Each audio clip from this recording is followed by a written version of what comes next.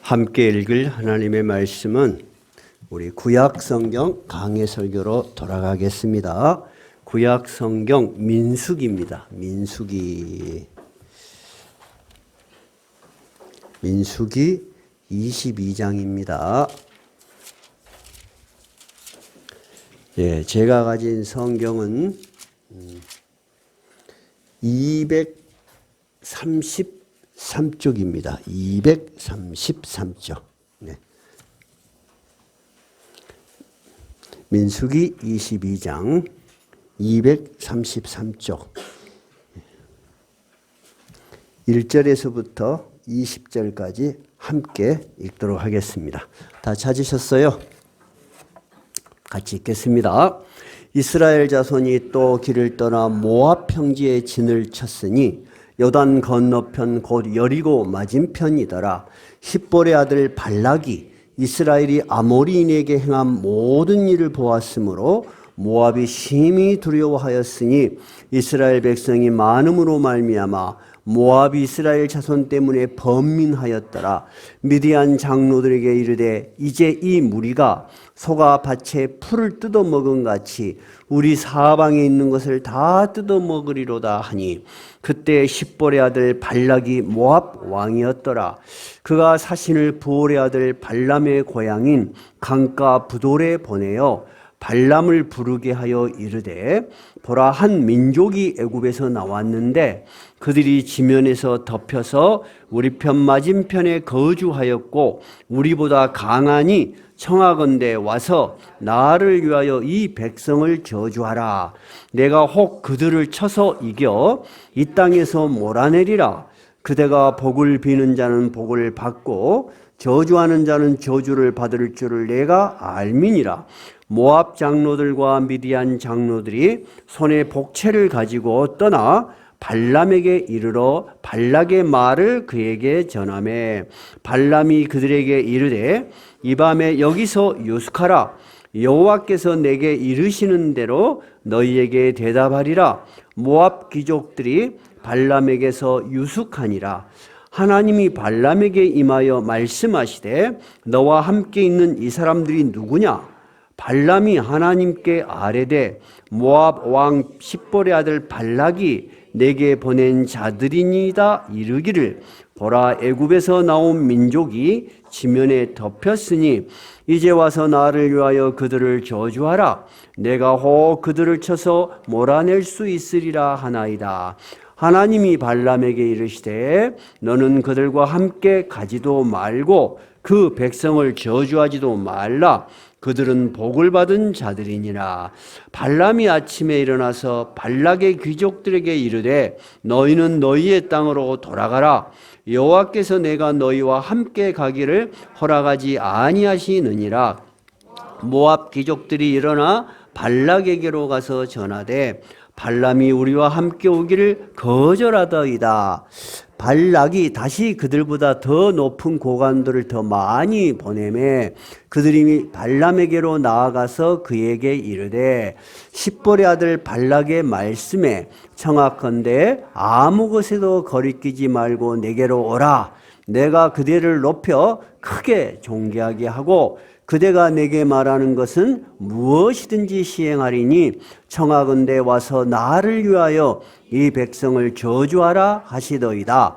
발람이 발락의 신하들에게 대답하여 이르되 발락이 그 집에 가득한 은금을 내게 줄지라도 내가 능히 여호와 내 하나님의 말씀을 어겨 덜하거나 더하지 못하겠노라.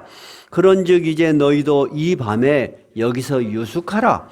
여호와께서 내게 무슨 말씀을 더하실는지 알아보리라. 밤에 하나님이 발람에게 임하여 이르시되 그 사람들이 너를 부르러 왔거든 일어나 함께 가라. 그러나 내가 너에게 이르는 말만 준행할지니라. 아멘. 오래 시간 후에 민수기 구약성경 강해로 다시 돌아왔습니다. 제 기억으로는 2, 3개월 전에 다른 여러분에게 드릴 말씀이 많이 있어서 강해 설교를 연속하지 못하고 민수기 22장으로 다시 돌아왔어요.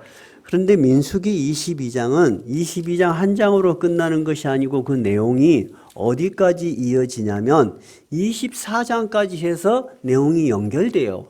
굉장히 많은 양을 가지고 있기 때문에 여러분에게 이 말씀을 어떻게 전해드리는 것이 하나님의 말씀의 본질을 잘 전하는 것인가 생각을 많이 하고 2번 내지 3번에 거쳐서 편안하게 여러분에게 말씀을 드리겠습니다. 이스라엘 백성들이 400년 동안을 어디에서 살았습니까? 애굽에서 살았지요. 근데 마지막에는 노예의 신분, 종의 신분으로 전락해 버렸습니다. 그래서 그들이 부르짖어서 기도할 때 모세를 세우셔서 하나님께서 그들을 애굽에서 탈출시키셔서 어디로 데려가신다고 약속하시고 데리고 나오셨어요? 가나안 땅. 성경은 가나안 땅을 어떻게 묘사하고 있냐면 젖과 꿀이 흐르는, 즉 풍요로운 땅, 너희들이 영원히 너희의 나라가 될 땅으로 인도하겠다. 그러니까 애굽에서부터 가나안까지 들어가는 공간이 있겠죠. 그 공간이 바로 민수기의 공간, 광야입니다. 얼마 동안 이 광야에서 이스라엘 백성이 이렇게 헤매고 다녔지요? 40년. 10여일이면 갈 수 있는 곳이에요. 거리상으로는. 그런데 40년을 그 광야에서 헤맸습니다. 그래서 오늘 우리가 구약성경 민수기를 읽었지요. 민수기의 또 다른 이름이 광야에서라는 그런 제목을 가지고 있습니다. 근데 왜 민수기라고 했다 그랬죠? 이스라엘 백성이 이제 가나안 땅으로 들어가는 과정은 그 당시에 이미 나라를 이루고 있는 많은 민족과 부딪혀서 싸울 수밖에 없어요. 그래서 이 백성들을 숫자를 다 셉니다. 전쟁에 나갈 지파 12지파 중에서 몇 명이나 나갈 수 있는지 숫자를 세서 진군을 시작했어요. 그래서 민수기라고 하는 거예요. 그러면 오늘 본문은 뭐냐면 이제 그 40년이 다 지났습니다. 하나님께서 약속하신 40년이 다 지나서 이제 몇 개월이면 가나안 땅으로 들어가게 됩니다. 그 몇 개월 사이에 생겼던 몇 가지 사건을 기록한 것이 오늘 본문의 사건입니다. 그것을 알고 여러분이 성경을 읽으면 성경의 더 생생한 역사적 사실들을 잘 이해할 수 있을 거예요. 여러분이 본문을 조금 더 잘 이해하기 위해서 성경을 한번 보실까요? 오늘 본문에 이름이 비슷한 사람이 2사람이 나와요. 누가 나오나요? 네, 그 십볼의 아들 누구라 그랬습니까? 발락. 자, 그 발락은 어떤 족속의 왕입니까? 모압입니다. 그래서 제가 적어놨습니다. 여러분이 하도 혼돈이 되니까요. 발락이라는 사람은 모압 나라의 왕입니다. 오늘 여기에 하나님 여호와 하나님과 말을 하는 어떤 점쟁이 주술사, 지금으로 말하자면 아주 유명한 무당입니다. 무당, 즉 이름이 누굽니까? 발람이 나옵니다. 그러니까 여러분은 발람 그러면 점쟁이. 그 당시에 그 근동에서 메소포타미아 이 근방이 아니에요. 그 전체 그 중동 지역에서 가장 유명한 점쟁이. 그래서 우리가 이 점쟁이의 역할, 정말 점쟁이가 부리는 귀신이 있는 것인가? 그런 걸 설교하려고 그렇게 여러 번 시간을 잡아보려고 했는데 결국 오늘 이 말씀을 전하게 됐어요. 이 2사람 이름을 잘 구분해야 되겠습니다. 자, 이스라엘 백성들이 애굽에서 나와서 중간은 다 생략하고 지금 어디에 이르렀냐면은 이 가나안, 이 자기가 가고 싶은 땅이 가나안인데 이 가나안을 저 북쪽에서 남쪽으로 흐르는 관통하는 강이 있어. 이게 뭐예요? 요단강이에요. 요단강 이쪽에 동쪽에 이르렀습니다. 동쪽에서 이 요단강을 건너가면 이제 가나안으로 들어가는 것입니다. 그러면 요단강 동쪽에 이미 나라를 이루고 있는 사람들이 절대 가만히 있지를 않죠. 그래서 21장, 오늘 22장을 읽었어요. 22장에서 제일 먼저 시혼 왕을 무찌릅니다. 그 다음에 저 북쪽에 있는 옥이라는 왕입니다. 예, 바산 왕입니다. 바산 나라의 옥을 무찌른 장면이 21장에 나옵니다. 근데 이 2 나라가 굉장히 강력한 족속이었어요. 이 강력한 족속을 이스라엘이라는 나라가 무찌르고 지금 마지막 진을 딱 치고 이제 가나안에 들어가려고 천막을 쫙 치고 12지파가 쫙 진을 펼쳤습니다. 어디에서 진을 펼쳤냐? 이 모압 평지입니다. 이해가 되셨죠? 이제 성경 지리는 여기까지입니다. 이걸 이해를 하셔야지 이 성경의 역사적 사실, 그 다음에 생생함에 대해서 여러분이 실감하실 수 있을 거예요. 자, 그래서 21장 한번 여기다 책갈피 꽂아 놓으시고 21장 21절 한 번만 읽어봐요. 21절 시작. 이스라엘이 아모리 왕 시혼에게 사신을 보냈습니다. 아까 이야기했죠. 아모리 왕 저 밑에 시혼 사신을 보내서 이렇게 부탁을 해요. 우리가 이 땅을 지나만 가면 된다. 우리가 당신들의 밭이나 포도원에도 들어가지도 않겠다. 물도 안 마시겠다. 그러니까 우리가 지나가는 길에 방해만 하지 말고 가도록 허락만 해다오. 그렇게 이야기를 하는데 그것을 믿고 아 그래라 하기에는 너무나 경계의 대상이었던 거예요. 그 당시 가나안 이 일대에 살던 부족들로서는 애굽에서 나온 이스라엘 백성들이 숫자가 너무 많은 거야. 이렇게 너무 많은 민족을 처음 본 거야. 이동을 하는 민족을. 대부분 여러분 이동하는 민족은 어떤 민족이에요? 쫓겨난 민족이거나 소수민족이에요.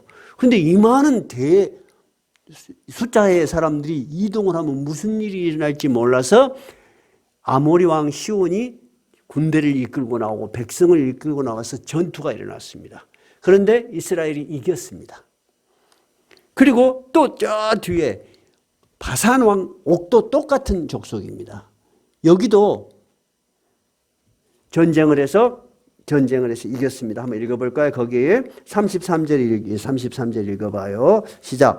그들이 돌이켜 바산길로 올라가매 바산한 옥이 그의 백성을 다 거느리고 나와서 그들을 맞아 에드레이에서 싸우려 하는지라. 자, 양쪽으로 이제 다 남과 북쪽에 있는 강력한 족속을 이제 멸을 했어. 그럼 이제 중앙으로 모이는 거죠.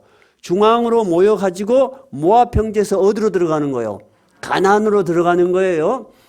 우리 중에는 군인이 없어요. 근데 한 분이 계셔요.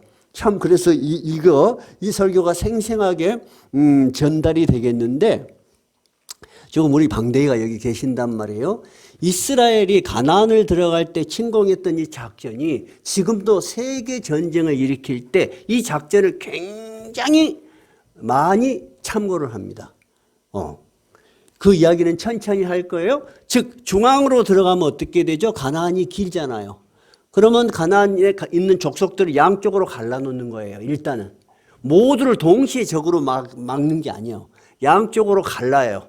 그리고 밖에 외곽에서 도울 수 있는 시혼과 옥을 쳐서 외곽에서 가나안 족속들하고 연합할 수 있는 외곽 족속을 먼저 정리를 한 거예요. 이것이 우연하게 된 일인지 정말 어떻게 된 일인지 모르지만 이 작전이 바로 현대전에서도 굉장히 유용하게 많이 사용합니다. 여러분 인천 상륙작전 아시죠? 인천 상륙작전이 어떤 작전이에요? 바로 위에 있는 북한군과 이미 남한에 내려와 있는 북한군 가운데를 허를 찔러서 양쪽으로 갈라버린 거잖아요. 이해가 되시죠? 이것이 지금 전쟁이 어떻게 일어나고 있는지 좀 알아야지 이것이 성경에만 있으니까 다 그냥 성경 하나님 말씀이니까 다 거룩한 말씀인 줄만 알았는데 이것이 사실 역사적으로도 전쟁적으로도 의미가 있다. 일단 이해를 좀 하실 수 있겠어요. 자, 그랬더니 이제 겁을 먹은 사람이 이 모압 평지를 중심으로 널리 족속을 이루고 있던 모압 왕이 겁이 확 나버린 겁니다. 큰일 났다. 근데 모압 족속은 누구냐면요. 아브람, 이삭, 야곱 그 족속 있잖아요. 롯 있잖아요. 롯. 알아요? 롯의 후예들이에요. 그러니까 먼 조상으로 보면 친척이 아니요. 친척이죠. 그래서 신명기 2장에서 여호와께서 모세에게 이 모압 족속은 너희의 친척이야. 그러니까 절대 전쟁을 못하게 해요. 그러면 모압 왕이 가만히 있었으면 전쟁이 일어났을까 안 일어났을까? 안 일어나. 근데 이미 겁이 난 거야. 그래서 이 모압 왕이 이 일을 어떻게 하면 좋을까 참이 안 와. 근데 가까이 자기하고 가까이 하던 미디안 족속이 있었어요. 자, 한번 읽어볼까요? 자, 2절 한번 읽어봐요. 2절, 22장 2절 시작. 힙볼의 아들 발락이 이스라엘이 아모리인에게 행한 모든 일, 즉 아모리인이 바로 시온과 옥입니다. 이 두 나라를 전쟁을 해서 이겨본 것을 보고 그 말입니다. 3절 모압이 심히 두려워하였으니 왜 두려워했다? 이스라엘 백성이 많음으로 말미암아 모압이 이스라엘 자손 때문에 번민하였더라. 그 다음에 이 모압 왕이 상의한 사람들이 있어요. 누구요? 4절에 미디안 장로들에게 이르되, 여러분 이 말이 왜 나왔는지 잘 모르실 수밖에 없어요. 이건 미디안 족속은 유목민족이에요. 온 천지에 양떼 소떼를 끌고 다니고 장사를 해외로 장사를 하러 다니는 사람들이야. 그러니까 이 중동 지역의 국제 뉴스에 밝아 안 밝아? 엄청 밝은 사람들이야, 이 사람들이. 쉽게 말하자면은 지금으로 말하자면 신문 기자들이야. 그 당시 뭐 인터넷이 있겠어요, 뭐가 있겠어요. 소식을 많이 알아. 그러니까 이 사람들한테 어땠으면 좋겠냐. 근데 하나의 아이디어가 떠오른 거야. 이들과 전면전을 하면 우리가 이기기가 어렵다. 봐라. 아모리 족속이 얼마나 세냐.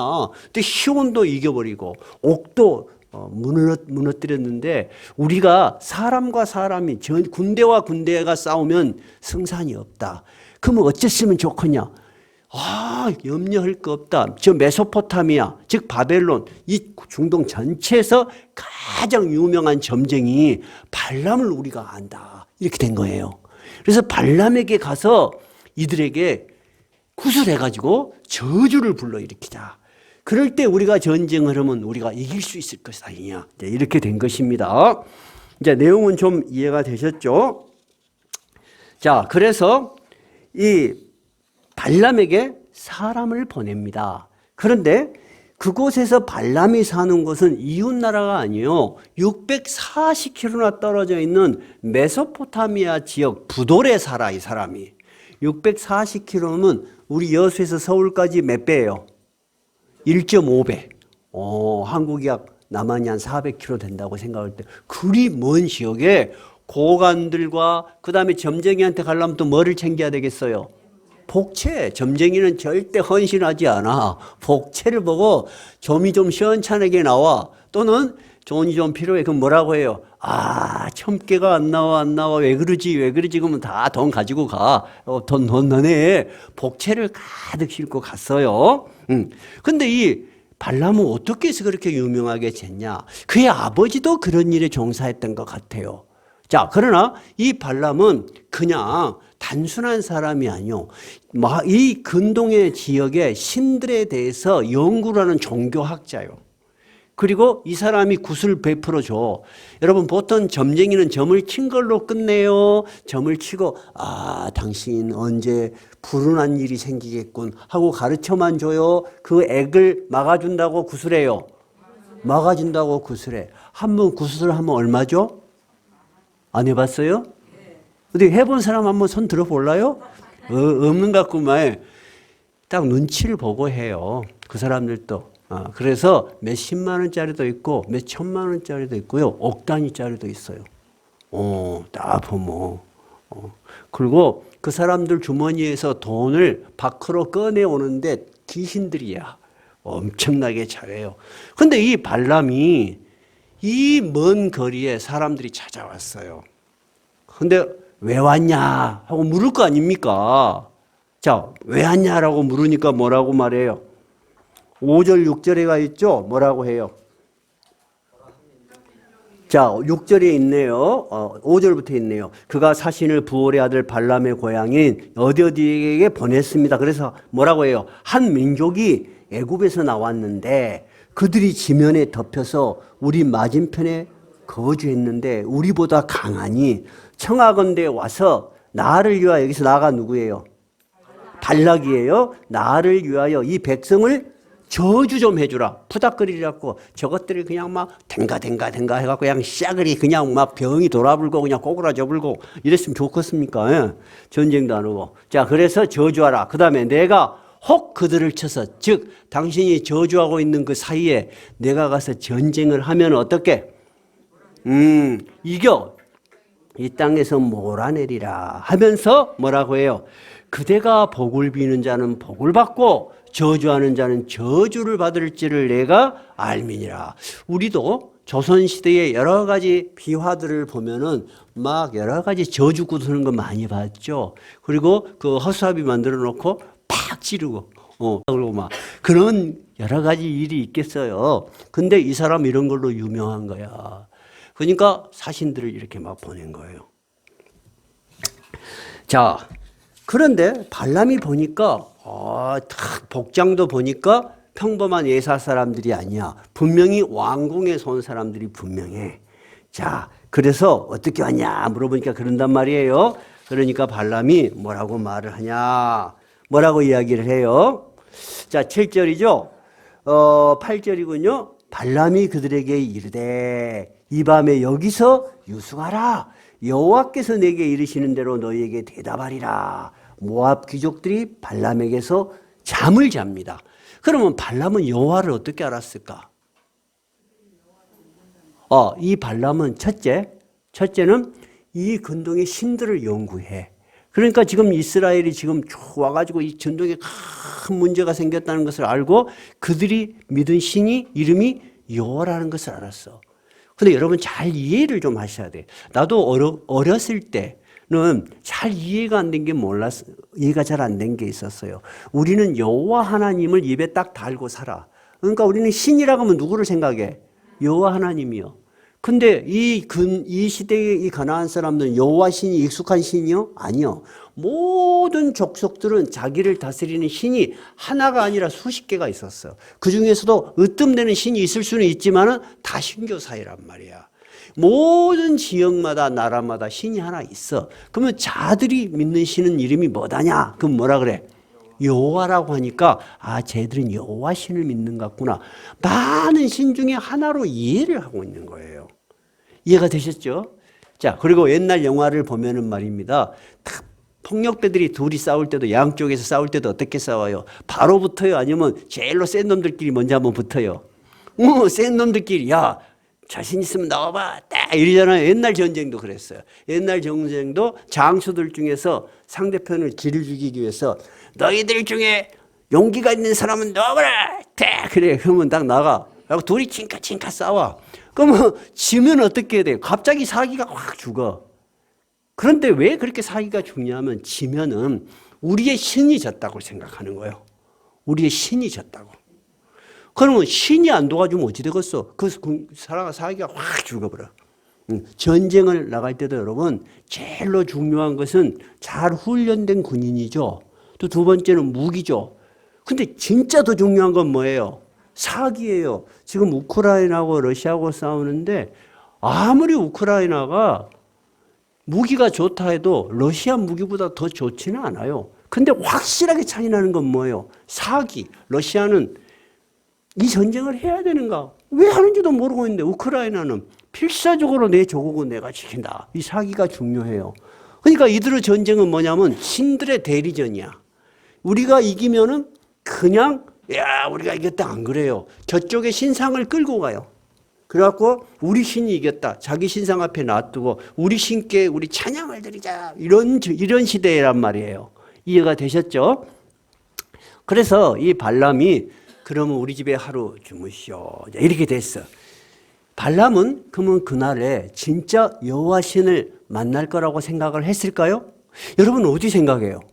그러면 여호와 하나님께서 이따 이 발람이 부르면 착 나타나고 이제 들어가시오. 그러면 들어가고 그럴 신은 아닐 거 아니에요. 그죠? 그럼 발람은 뭔 생각으로 이런 말을 했을까요? 어떻게 생각해요? 진짜 이 무당이 귀신을 어떻게 불러내는가? 다음 주에 이 설교가 연결될 거예요. 그 다음 주에는 꼭 와야 되겠죠? 이번 주 하려고 그랬는데 아무리 생각해도 다음 주까지 연결해야 될 것 같아. 자, 발람은 귀신을 부르는 자기 나름대로 어떤 의식이 있을 거예요. 그죠? 의식을 해서 진짜로 귀신이 접신할 수 있어요.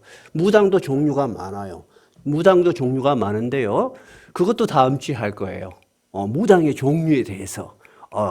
그런데 어찌됐든 발람은 뭔가 의식을 통하거나 또는 자기가 가지고 있는 마술을 통해서 이 사람들에게 신이 접신한 것처럼 그런 현상을 분명히 보였을 거예요. 그런 생각을 가지고 있었을 거예요. 그리고 여러 가지의 판단을 가지고 결정을 했을 거예요. 근데 하나님이 먼저 찾아오십니다. 먼저 이 발람에게 찾아옵니다. 자, 한번 봐봐요. 자, 9절 한번 읽어봐요. 하나님이 발람에게 임하여 즉 찾아와서 말씀하시되 너와 함께 있는 사람들이 누구냐? 발람이 하나님께 아뢰되 모압 왕 십볼의 아들 발락이 내게 보낸 자들이니이다. 그러면서 이러한 내용으로 나에게 이스라엘 저 사람들을 저주하라고 저주해 주라고 왔습니다. 그렇게 이야기를 해요. 그러니까 12절에 하나님이 발람에게 이르시되 너는 그들과 함께 가지도 말고 그 백성을 저주하지도 말라. 그들은 복을 받은 자들이니라. 발람이 깜짝 놀랐을 거예요. 뭔가 쿠닥쿠닥 쿵쾅쿵쾅 띵가띵가 뭘 하려고 그러는데 하기도 전에 딱 나타나신 거야. 그래서 야, 너 주위에 있는 사람 누구냐? 이렇게 물어본 거예요. 그러니까 바로 접신이 되는 거야, 자기 기준으로. 그래서 이야기를 한 거예요. 그랬더니 저주도 따라가지도 말고 저주도 하지 말라. 이들은 특별한 나의 백성이다. 이들은 복을 받은 자들이니라. 이렇게 이야기했어요. 발람이 꼼짝을 못하는 거예요. 지금 자기의 생각이 들어갈 틈이 전혀 없는 거예요. 그래서 13절 발람이 아침에 일어나서 발락의 귀족들에게 이르되 너희는 너희 땅으로 돌아가라. 여호와께서 내가 너희와 함께 가기를 허락하지 아니하시느니라. 이 점쟁이가 그렇게 말하는데 어떻게 하겠어요? 그래서 다시 돌아갔어. 자, 그래서 다시 돌아가서 15절 발락이 그 보고를 들으니까 이거 포기할 일이 아니요. 그죠? 근데 발락은 그 말을 듣고 어떻게 생각했을까요? 그렇겠죠. 역시 재정을 다루는 조장로가 잘 알아. 이게 틀림없이 복채나 뭔가 조건이 조금 마음에 안 든갑다. 그런 걸 보고 요즘은 밀당이라 그래요. 밀고 땡기고 지금 거래를 좀 더 세밀하게 성사시켜야 되겠다. 그런 생각이 든 거예요. 그래서 16절 그들이 발람에게로 이번에는 갑니다. 그런데 발락이 이번에는 더 높은 고관들, 아까 보낸 사람들보다 더 높은 행색이 더 괜찮고 복채도 더 많이 보냈을 것입니다. 그러면서 메시지를 이렇게 보냅니다. 16절에 자, 그들이 발람에게로 나아가서 그에게 이르되 뭐라고 합니까? 십볼의 아들 발락의 말씀에 즉 우리 왕이 이렇게 말씀하셨습니다. 아무 것에도 거리끼지 말고 내게로 오라. 내가 그대를 높여 크게 존귀하게 하고 그대가 내가 말하는 것은 무엇이든지 시행하리니 청하건대 와서 나를 위하여 이 백성을 저주하라. 네가 주는 대로 줄게. 우리 밀당할 거 뭐 있냐? 네가 오기만 하고 이 일만 하면은 원하는 대로 주마. 그리고 돈만 주는 게 아니야.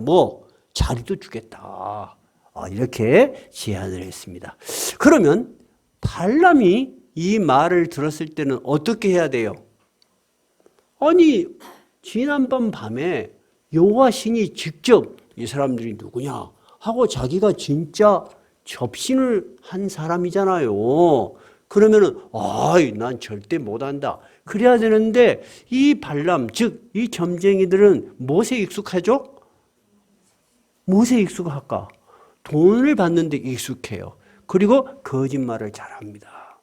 이 귀신은 이름이 뭐냐? 거짓의 신입니다. 절대 진리를 말하지 않습니다. 그래서 용하게 한번 맞힐 수 있죠.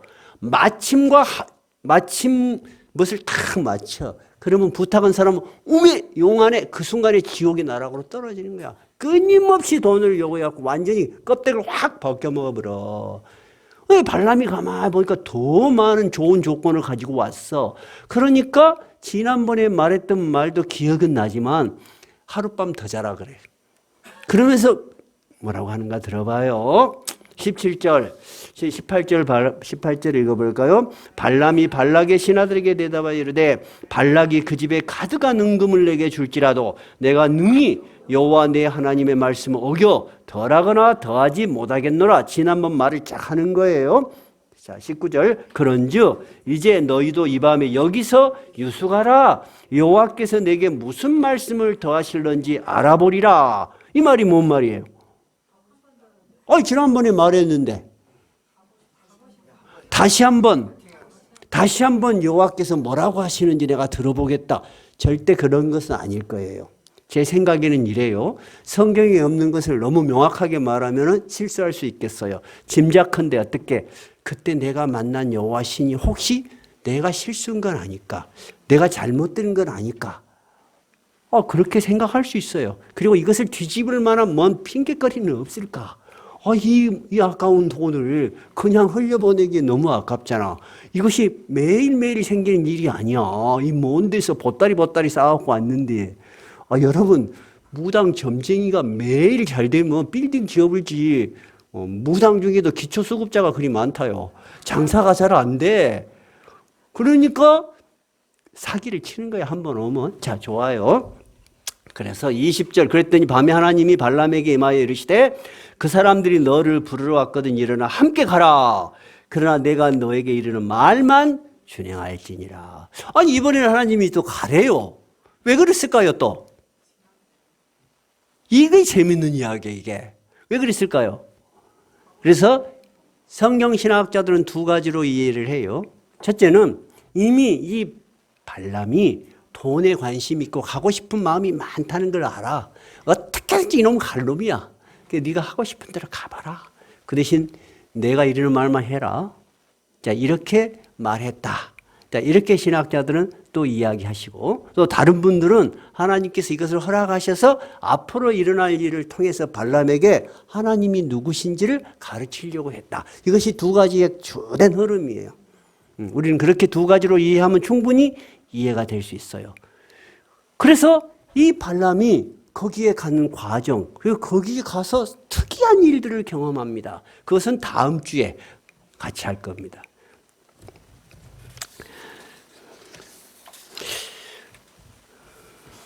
자, 그러면 우리가 오늘 본문을 통해서 생각해 볼 내용은 이런 내용입니다. 우리가 이 이야기를 들으니까 여러분, 이 이야기가 우리 현대 사회에서 정말 현실적으로 이해가 되고 요즘도 일어나는 일 같습니까? 아니면 옛날 미개한 사이에 일어나는 일 같습니까? 얼른 들으면 미개한 사이에서 일어나는 옛날 전래 동화 같은 이야기 같습니다. 맞죠? 근데 그렇지 않다는 것을 하나하나 우리가 짚어보면 우리도 역시 지금도 이러한 영향력 아에서 그런 것들을 나도 알지 못하게 영향을 받고 산다는 걸 알 수가 있어요. 우리가 달나라로 가는 우주 여행 또는 우주 과학을 개발하기 위해서 우리나라도 로켓을 개발해서 발사시키죠. 성공을 못하기도 하고 성공했네 그런 이야기로 나오죠. 그럴 때 여러분 놀라운 사실은 뭐예요? 그 발사를 하기 전에 돼지 머리를 딱 삶아갖고 놔두고 과학자들이 전부 와서 거기다가 절을 해. 기관장에 따라 다르지만요. 불과 얼마 전까지만 해도 다 그랬습니다. 여러분 나사는 우주선을 발사할 때 과학자들이 모여서 다 하나님께 기도할까요? 안 할까요? 한다는 건 뭐예요? 과학의 영역을 넘어서는 또 다른 영역이 있다고 인간은 인정하는 거예요. 그럼 제 말이 맞죠? 그리고 사람들은 지금도 이 점쟁이들, 그 다음에 사주풀이를 하는 사람들, 구다는 사람들을 은근히 찾아갈까 안 찾아갈까? 찾아가. 근데 찾아가는 사람들 중에 가장 비중이 높은 사람들이 어떤 사람들이라고 제가 말씀드렸어요? 정치인들이야. 두 번째 사업가들. 그 점쟁이나 사업가들이 누가 찾아왔니 누가 안 찾아왔냐고 하면 자기들이 우섭으로 다 찾아와 놓고 지만 아직 내가 발설을 안 한 거야. 다 찾아가. 왜 찾아가요? 불안하니까 그래요. 이 한 번 투자가 100만 원을 투자한 게 아니야. 억 단위, 조 단위 돈을 투자하는데 이것이 잘못되면 어떨까? 잘 될지 잘못될지 명확하면 찾아갈 리가 없어요. 내가 이번 선거 나가면은 완전히 이번이 아니고 다음번에 나가면 될 운명이었는데 이번 나가서 쪽박 타면 어떡하지? 근데 누구한테 물어볼 사람이 없잖아. 그러면 누구한테 물어봐? 신령한 사람에게, 접신한 사람들에게 물어봐. 근데 그 사람들이 영험하면 영험할수록 어떤 현상을 가지고 있냐면은 신에 접신하는 영향을 가지고 있다. 그래서 무당도 세 가지예요. 그냥 통계학적인 그냥 당신 이름, 생년, 월일 착착착 기계적으로 보는 그런 사람이 있어요. 두 번째는 하도 많이 보니까 눈치가 백단인 무당들이 있어. 딱 들어오면 알아. 아, 이 여자 헤어졌구만. 남편이 바람났구만 알아버려. 그러면 그때 날리는 멘트가 몇 개 있어. 그 비슷한 멘트를 하나 탁 날리면 어머 어떻게 알으셨어요? 그러면 바로 걸려든 거야. 자, 그 다음부터는 문제 해결 쫙 돼버려. 왜냐하면 레파토리가 정해져 있거든 이게. 세 번째는 접신하는 사람들이에요. 진짜 신에 접신하는 사람들이 있어요. 근데 셋 중에서 여러분은 어떤 사람 이야기를 제일로 한번 들어보고 싶소?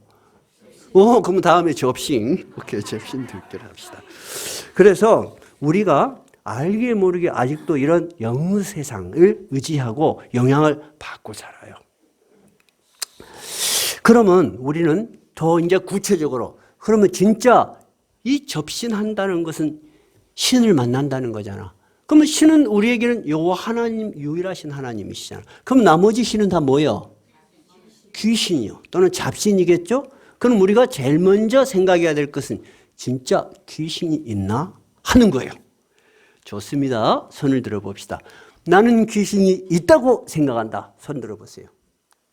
좋습니다. 두 번째, 나는 귀신이 없다고 생각한다. 손 들어보세요. 네. 우리 황대님이 몇 번 있어요. 손을 들어야지 확실히 제가 여러분에게 정확하게 말씀해 드릴 수 있어요. 우리는 어렸을 때 귀신이 있다고 믿는 사람은 어떻게 이해를 했냐? 멍청한 거 귀신이 어디가 있어? 왜 그러냐면 옛날 귀신 이야기는 저녁에 싸웠는데 아침에 보니까 빗자루더라. 그런 거야. 뭐 그러니까 웃기는 이야기였어. 근데 성경에 마태복음 4장에서 예수님이 하나님의 아들이신 예수님이 이 땅에 오셔서 이제 하나님의 나라의 복음을 전파하려고 40일 동안 금식하고 기도를 먼저 하세요. 그 일을 시작하기 위해서. 근데 40일이 다 돼갈 때 누가 나타나서 예수를 시험하죠? 사탄이 나타납니다. 시험하는 자. 그런데 예수님이 그를 쫓아낼 때는 어떻게 해요? 사탄아 물러가라. 그게 사탄이에요. 아니 사탄은 뭐고 그러면 귀신은 뭐예요? 사탄하고 마귀는 같은 이름이야. 원어도 다양한 게 있는데 놔두고 성경에 흔히 쓰이는 이야기 중에서 사탄과 마귀는 귀신의 왕이에요. 자, 일단 예수님께서도 귀신에게 즉 사탄에게 시험을 받으셔서 물리치셨어요. 근데 더 생생하게 이 귀신의 존재를 인정하고 귀신이 쫓겨나갖고 귀신이 돌아다니는 얘기가 있어. 그것이 마가복음 5장에 나와요. 저녁 집에 가서 마가복음 한번 찾아보세요. 마가복음 5장에 예수님께서 갈릴리 지역에서 배에서 내리셔서 거라사 지방을 건너가게 됐어요. 근데 거라사 지방에는 무덤이 있었어. 우리도 옛날에는 이렇게 문화가 발달되지 않을 때는 야산들에 다 무덤이 있지 않습니까? 무덤 사이에서 사는 사람이 있었어요. 근데 소리를 지르고 얼마나 힘이 센지 철로 묶고 해도 다 끊어버려. 미쳤죠, 이 사람? 그 돌로 자기를 막 때려. 무서워요, 안 무서워? 무서워서 거기로 지나가는 사람이 없어. 우리 어렸을 때도 귀신 들린 사람들이 많이 있었어요. 근데 이 사람이 정신병자예요, 귀신 들린 거예요? 어떻게 알아요? 미치면 다 귀신 들린 거예요? 그러면 정신병은 뭐예요? 굉장히 어려워요, 여러분. 이제 과학이 발전될수록 우리가 그 영역을 잘 이해를 해야 돼요. 잘못 오면은 신앙을 가진 무식한 사람이 될 수 있어. 근데 이 사람이 귀신 들린 걸 어떻게 아냐? 하면 이 사람이 예수를 보더니 멀리서 지가 막 쫓아와. 그래가지고 절을 해. 큰 소리로 부르짖어 이르되 지극히 높으신 하나님의 아들 예수여. 나와 당신이 무슨 상관이 있습니까?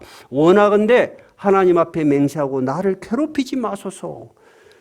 하면서 예수님한테 부탁을 해. 우리를 이 지방에서 쫓아내지 마시고 저기 돼지떼가 많이 있지 않습니까? 저 돼지떼한테 들어가라고 허락해 주십시오. 그렇게 해요. 예수님께서 허락한다. 그러니까 귀신들이 다 나와서 돼지떼에 들어가. 그 돼지들이 미쳐버린 거야. 돼지들이 2,000마리가 우와 뛰댕기고요. 돼지들 달려다닌 거 봤어? 나 별로 못 봤어. 2,000마리가 언덕길로 와서 바다에 빠져 죽어버려. 얼마나 무섭겠어. 그러니까 그걸 본 사람들이 놀래서 다 들어가서 막 소문을 막 알려줘. 그러니까 그걸 구경으로 와. 구경을 해서 보니까 귀신 들린 그 사람이 옷을 입고 예수님 앞에 다 얌전히 있는 거야. 그리고 무서우니까 예수한테 우리 지방에 있지 말고 제발 다른 데로 가세요. 그러면은 이 사람 안에 있는 누가 누구를 알아본 거야? 귀신이 하나님의 아들, 신을 알아본 거야.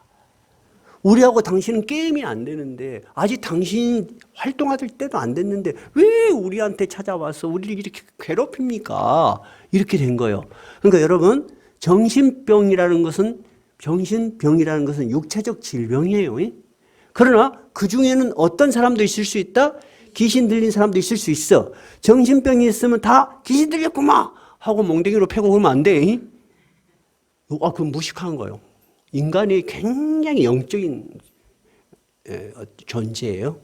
우리는 정신병과 귀신 들린 것은 다르다는 거. 그래서 제가 신학교에 있을 때 심리학, 우리 상담 심리학이 우리 과목에 들어가요. 그 분에게 그분도 그런 질문도 많이 받고 또 현장도 많이 가겠잖아요. 우리가 어떻게 구분하냐고 물어봤어요. 그러면 단순한 정신병과 귀신 들려서 정신을 앓은 사람하고 어떻게 구분합니까? 그러니까 느낌이 다르대요. 느낌이 완전히 다르대요. 자, 그거는 이제 오늘 본문에 관계 있는 이야기는 아니에요. 자, 그래서 우리는 이 귀신의 존재에 대해서 성경은 어떤 태도를 취하고 있다? 분명히 존재한다는 것을 명확하게 말하고 있다.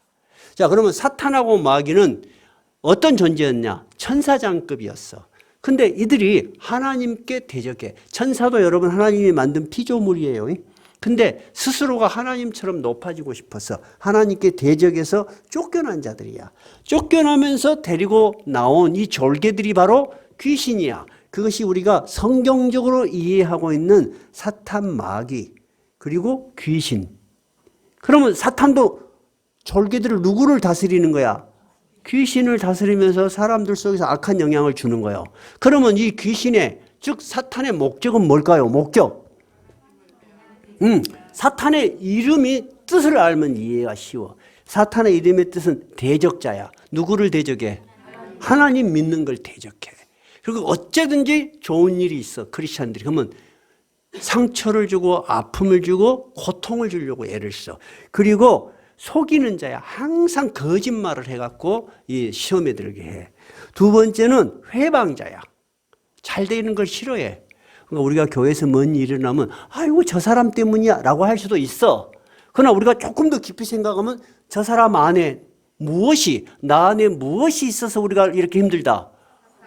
악한 영이 들어와서 우리를 힘들게 한다고 우리는 이해를 하면은 훨씬 이 어떤 일의 본질을 깨닫는데 도움이 돼요.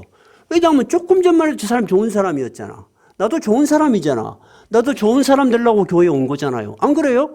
우리가 나쁜 사이로 불편하게 살려고 교회 온 사람 있어요?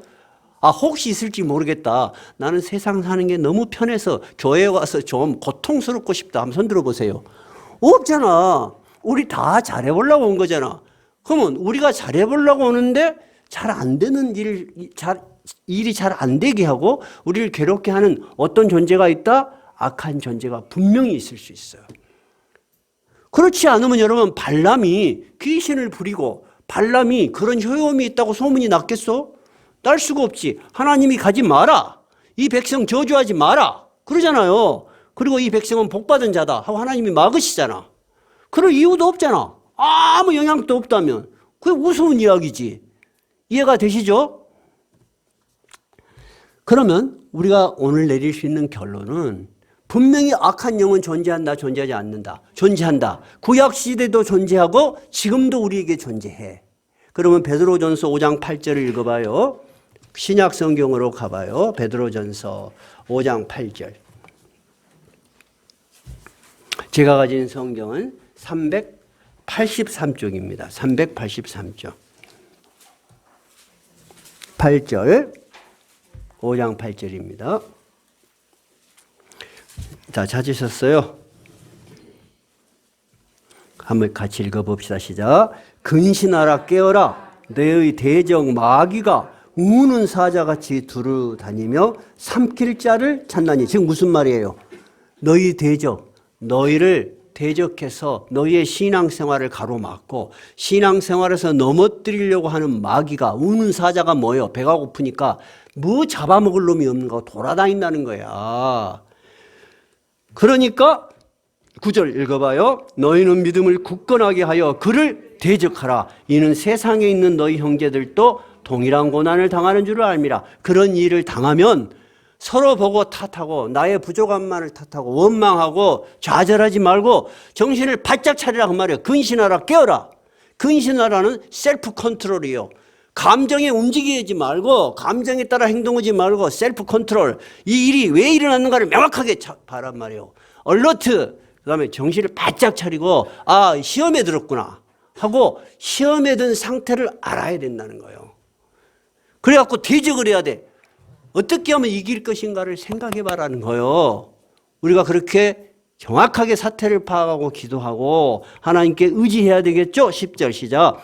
모든 은혜의 하나님 곧 그리스도 안에서 너희를 부르사 자기의 영원한 영광에 들어가게 하시니가 잠깐 고난을 당한 너희를 친히 온전하게 하시며 굳건하게 하시며 강하게 하시며 털을 견고하게 하시리라. 자, 대적자 마귀는 우리를 쓰러뜨리려고 하지만 하나님은 우리를 부르실 때부터 목적이 있어. 뭐 하나님의 영원한 영광의 나라에 갈 때까지 우리를 굳게 세우시고 일으키시고 이기게 하실 힘을 가지고 계신단 말이에요. 오늘 발람도 그렇게 유명한 점쟁이였는데 누구 앞에 꼼짝을 못해요. 여호와 하나님이 나타나서 저 사람 누구냐? 너는 따라가지도 말고 절대 저주하지도 마라. 꼼짝을 못 하잖아요. 그가 관심을 가진 건 오직 뭐예요? 돈이요.